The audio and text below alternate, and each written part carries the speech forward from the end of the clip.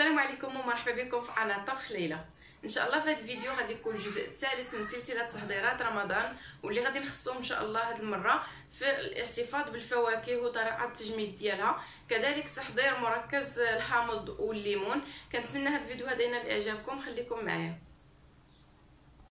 دابا صافي غسلته بزاف المرات حتى ولا صافي. غادي ناخذ الفريز ديالنا، كنحيد ليه هاد الراس وكنقسمو على جوج، كنديرهم في الشبكه.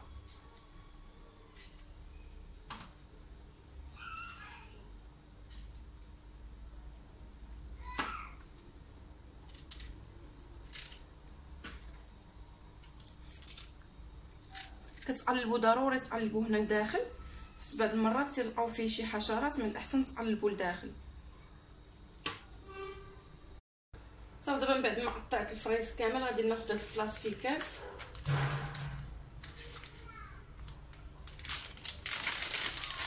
غادي ندير الكميه اللي كنحتاج صافي، ما نديرش كثر باش نبغي نجبد ميكه وحده. بالنسبه لهذا الفريز راه كنستعملوه غير في مثلا التحليه اولا في العصير، كذلك في سميتو الا بغيت شي مربى. صافي هادشي فاش غادي نستعمل هاد الفريز هذا. غادي ندير الكميه اللي محتاجاها كيف ما ذكرت.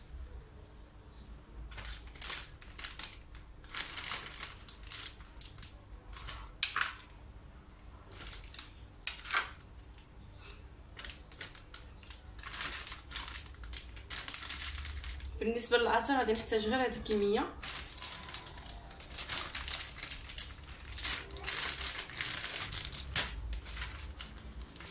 دابا غادي ندوزو لافوكا. هنا عندي لافوكا خديت غير كيلو، ما غاديش ناخذ كميه كثيره، انا بغيت غير نوريكم طريقه الاحتفاظ. وبالنسبه للاخوات اللي تيقولوا لي من دابا بديتي كتصايبي يعني الخضره وجمدتيها، انا هذيك الخضره راه كنبدا نستعملها من دابا، ماشي كنخبيها ونستناها حتى لرمضان. حتى الفواكه كذلك غادي نبدا نستعملهم من دابا، فاش كيساليو كنعاود نشري وحدين اخرين جداد. المهم دابا عندي هنا غير كيلو كافي. عندي هنا حامضه غادي نعصرها، ضروري نوجد حامضه.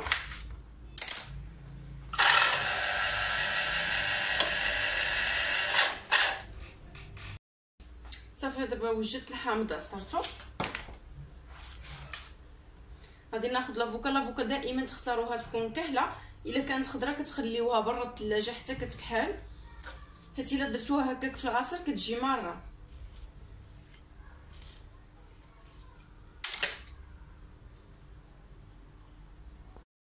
دابا خديت معلقه وكندوزها هكا، كتحيد بسهوله وما كنضيعوهاش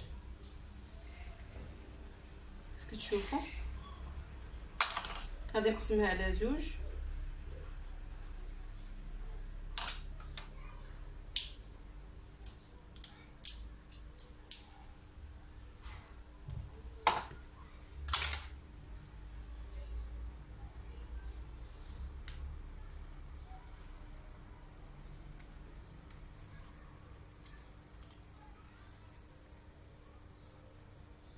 صافي حتى هذه راه غادي نستعملها، ممكن تستعملوها حتى في السلطات الا بغيتو، او المقبلات واخا تكون في المجمد. غادي نخوي عليها عصير الليمون مباشره حيت هي دغيا كتكحل. صافي غادي نستمر بنفس العمليه حتى نكمل لافوكا اللي عندي كامله ونرجع معكم.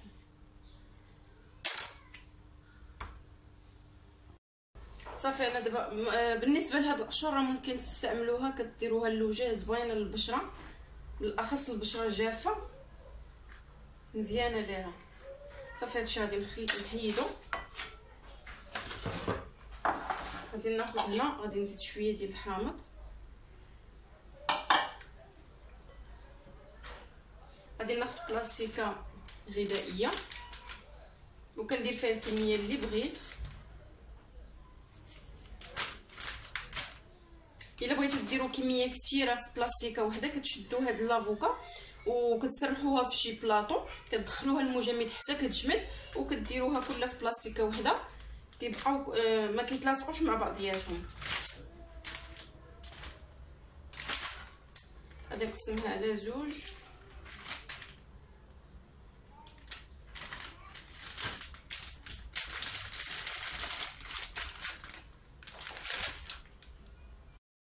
دابا غادي ندوز للبنان. كيف كتعرفوا البنان الا بقى حتى هو واحد المده يعني ماشي طويله بزاف، ولكن الا بقى واحد 3 ايام بحال هكا كتبدا يكحل وكيخماج دغيا. بهاد الطريقه كيبقى تماما بحال طري. غادي نوريكم. الا بغيتو مثلا تخليوه بلا مجمد غادي نقسموه على زوج بحال هكا. كناخذ هاد البابي الومنيوم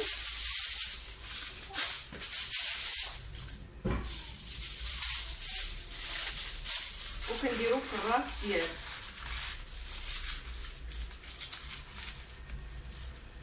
بحال هكا، وكنخليه غير في شي شبكه محطوط ما يكونش مزموت عليه. صافي كيبقى مده طويله تقريبا اسبوع كيبقى بحال هكا طري بحال باقي جديد.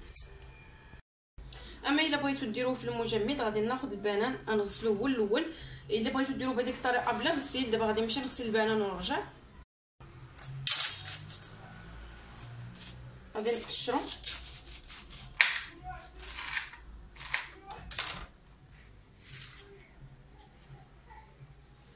غادي نديرو بحال هكا.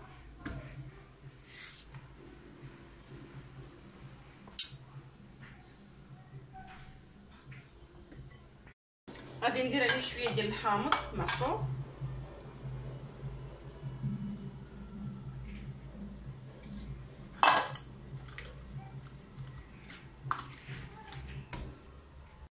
غادي ناخذ بلاستيك غذائي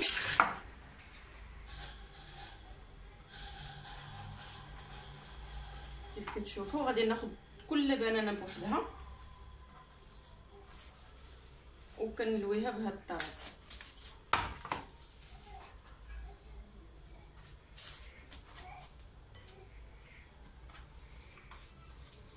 ممكن كذلك تشدوه ديروه بحال هكا، ديروه في شي بلاطو، دخلوه مجمد حتى كيجمد مزيان. صافي كديروهم في بلاستيكه وحده مع بعضياتهم بلا هاد المرحله ديال هاد البلاستيك.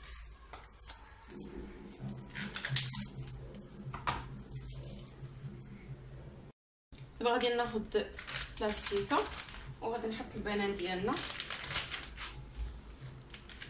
فاش كنبغيو كنهزو الكميه اللي بغينا بكل سهوله، وكنستعملوه كذلك في الكيكات اولا التحليات اولا العصائر اللي بغيتو نتوما.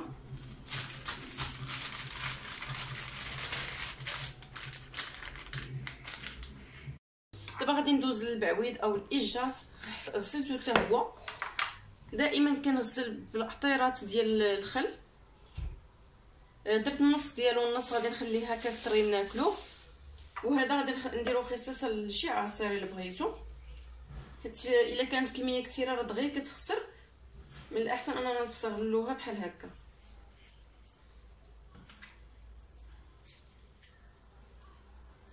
غادي نقشرها وكنديرها في الحامض، عصير الحامض او عصير الليمون.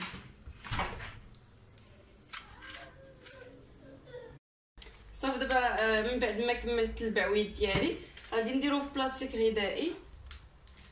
كيف سبق ليا ذكرت ممكن ديروا الا بغيتو ديروا كميه كثيره في بلاستيكه وحده، كتشدوا بلاطو كتستفوا فيه اي نوع من الفاكهه، كتدخلوه المجمد كتخليوه حتى كيجمد وكديروه في بلاستيكه بحال هكا. كيكون كل وحده معزوله بوحدها. غادي ندير انا هاد الكميه كامله في بلاستيكه وحده للاستعمال مره واحده.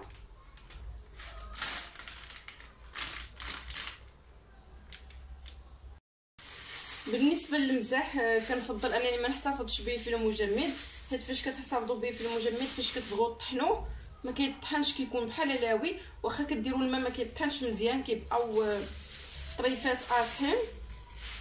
وكنحتفظوا به في شي شبكه بلا ما نغسلوه حتى كنبغيو نقدموه عاد باش كنغسلوه.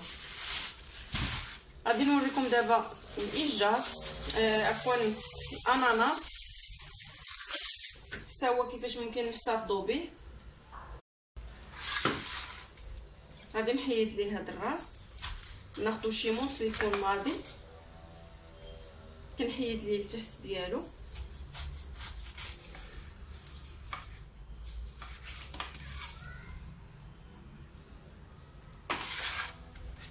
وكنبدا نقشرو بحال هكا.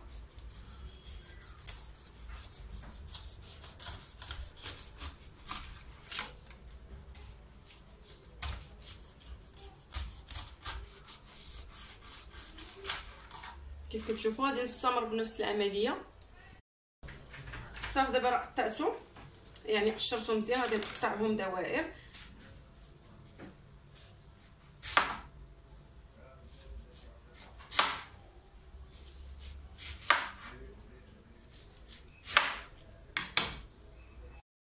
دابا قطعتهم دوائر كيف كتشوفوا. غادي نحيد هذا القلب ديالو اللي تيكون قاصح.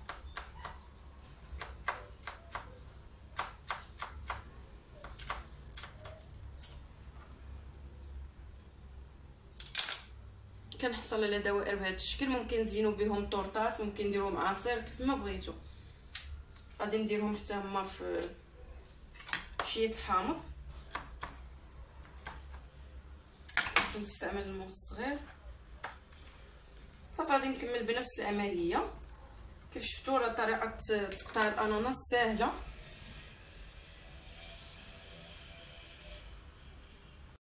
غادي نحتفظ بهم حتى هما في المجمد. انا راه ولادي راه عزيز عليهم هاد الاناناس، الا شافوه ما يخليوهش ليه.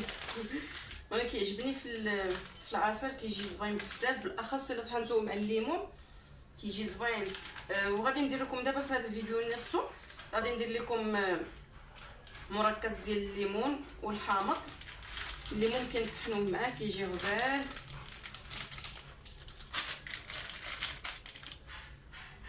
دابا غادي ندوز لاخر حاجه اللي هي مركز الليمون والحامض.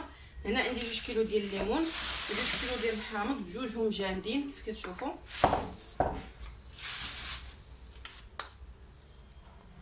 غادي نغسلهم. الليمون ديالنا والحامض هما غسلتهم. غادي ناخذ ليمونه وغادي نحك لها القشره. ما كنوصلش للابيض، كنحك غير القشره الفوقانيه.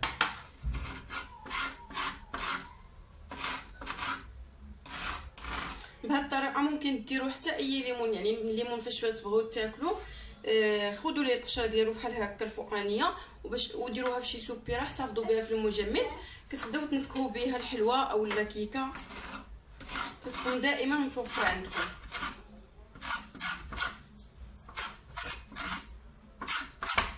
غادي ناخذ غير شويه شويه من الليمون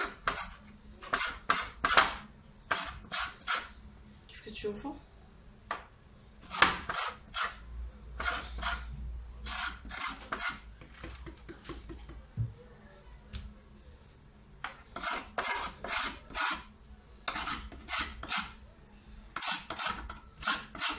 كناخذ غير القشره الفوقانيه.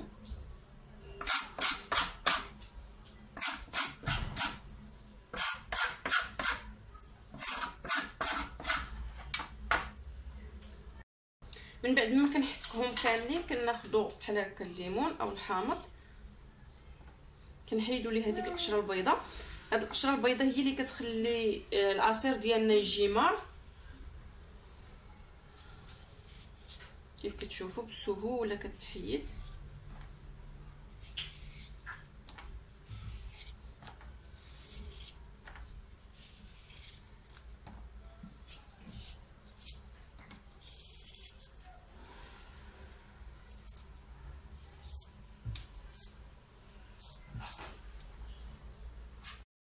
وغادي نقطعها بحال هكا.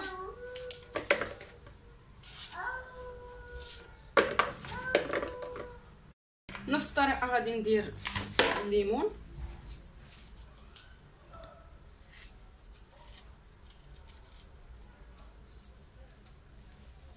حيد لي هاد القشره.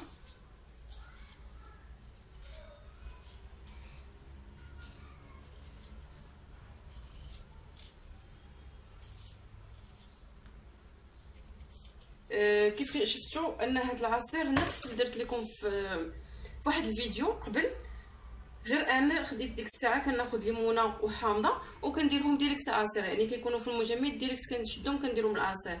بهذه الطريقه باش نسهل عليا وكنحيد عليا الوقت، غادي ندير كميه كثيره ونقسمهم في بلاستيكات باش فاش نحتاج ندير شي عصير يا اما بوحدهم كنخلطوا معاهم ساشيه ديال الفاني، كيف سبق لي ذكرت كنخلطوا معاهم ساشيه ديال الفاني، او كناخذوا بلاستيكه وحده منهم وكنخلطوها مع اي نوع من الفواكه متوفر عندكم، مع تفاحه مع بنانه اي حاجه. بالنسبه لليمونه وحامضه كتزيدوا معاها ايطرو ونص ديال الماء، والسكر دائما كيبقى على حسب الذوق. دابا صافي غادي نستمر بنفس العمليه، غادي نقطع غادي نقشر الليمون نحكوه في الاول، من بعد نقشرو ومن بعد نقطعو طريفات كيف كتشوفوا.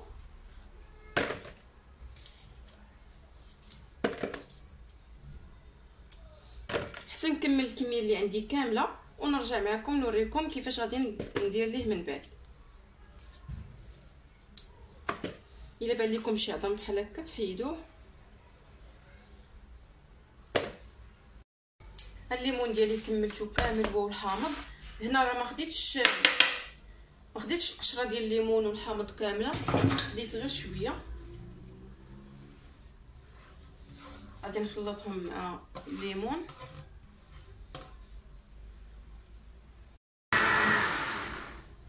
دابا خديت الليمون زدت عليه تقريبا كنعمر الماكينه، كنزيد عليه الماء واحد نص لتر، كندير حد هنا.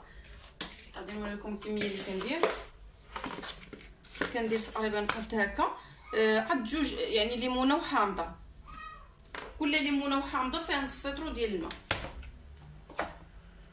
وغادي نصفيها بعد ما كنطحنها، راه كيخرج كميه كثيره.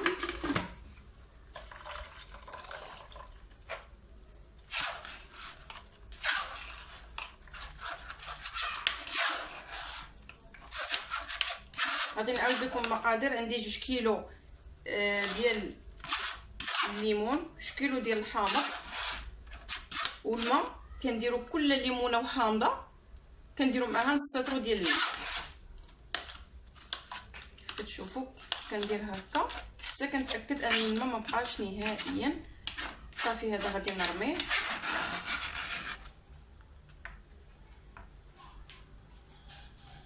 وغادي نستمر بنفس العمليه. غادي نوريكم تقريبا ليمونه وحامضه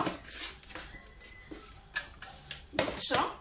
غادي نضيف ليها الماء، نص لتر ديال الماء.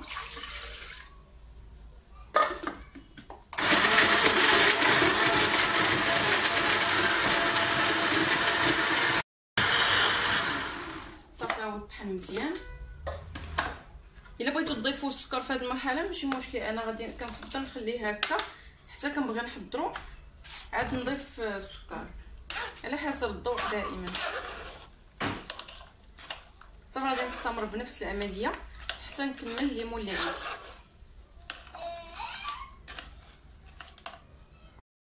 المركز ديال الليمون والحامض ها هو وجد كيف كتشوفوا. راه فاش تبغوا تطحنوه مره اخرى كتزيدوا عليه الماء.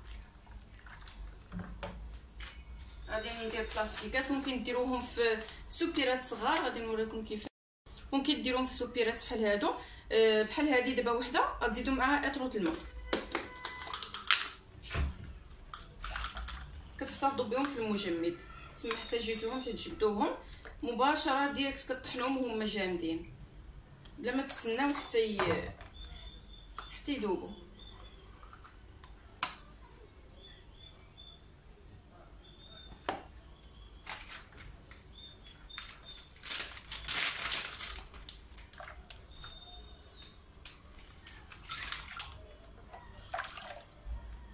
غادي ندير 2 مغرفات ونص، نزيد شويه كل بلاستيكه.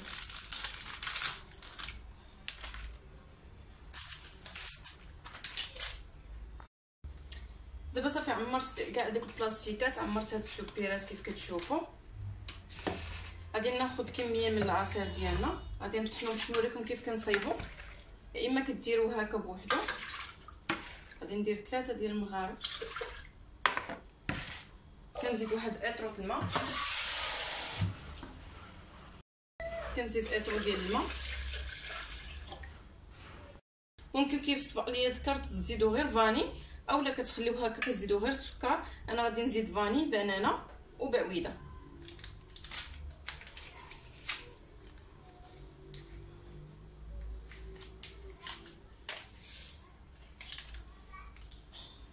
غادي نزيد بنانه،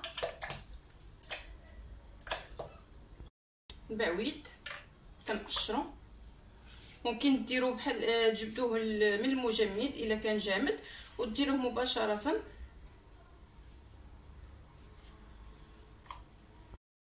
غادي نزيد شويه الماء، غالبا درت اطرو وربع. غادي نزيد 2 سكرات، السكر على حسب الذوق. السنيده ما كايناش عندي، ما بقاتش متوفره، درت غير السكر. وغادي نطحنهم. صافي العصير ديالنا ها هو وجد. صافي الفيديو ديالنا ديال اليوم او الجزء الثالث ديال تحضيرات رمضان صافي ساليناه. كنتمنى هاد الافكار هادو ينالوا اعجابكم وتستافدوا منهم، وبصحه والراحه. ونطلعوا ان شاء الله فيديو جديد مع وصفات جداد ومع الجزء الرابع ان شاء الله ديال تحضيرات رمضان.